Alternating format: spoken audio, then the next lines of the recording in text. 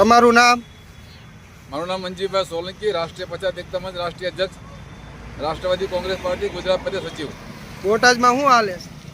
બોટાદનો પ્રશ્ન એવો છે કે છેલ્લા 4 દિવસથી નગરપાલિકા અને પ્રાંત દ્વારા એ ડિમોલેશનના નામથી જે નાના જે વેપારીઓને લારી ગલા પાથરણાવાળાને જે ત્રાસ દેવામાં આવે છે, અને એની વાત બોટાદમાં ચૂંટાયેલા ધારાસભ્યએ જે બંધ બારણામાં જ બેસીને કાલે ઇન્ટરવ્યૂ આપ્યું. ભાઈ, બોટાદને મહાનગરપાલિકાનો દરજ્જો આપવો જરૂરી છે. ભાઈ, મહાનગરપાલિકાનો દરજ્જો તમે દેવડાવો ન દેવડાવો, પણ બોટાદની જનતા તમે જે મત દેવડાવ્યા છે એ લોકોને આટલો જો ત્રાસ ગુજારતા હોય તંત્ર દ્વારા, અને તમે એની વાત સાંભળતા ન હોય, બોટાદમાં તમે ક્યારેય આવ્યા નથી, તો બોટાદની જનતાએ તમે મત આપ્યા છે, તમે આવો અને બોટાદની જનતાના પ્રશ્ન સોલ્વ કરો.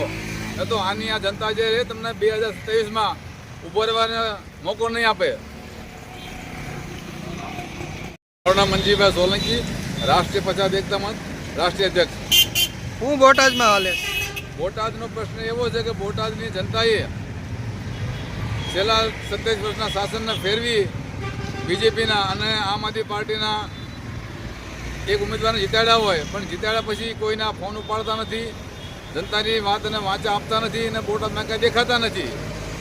મુદ્દા નંબર 2 કે મંદિરોની વાતો કરવાવાળા લોકો જે દિલ્હીમાં બેઠી સરકાર ને ગુજરાતમાં બેઠી સરકાર બોટાદમાં દબાણ દૂર કરવાના નામ પર ખુલ્લે આમ હનુમાન દાદાના મંદિરો, માતાજીના મંદિરો તોડવામાં આવે છે.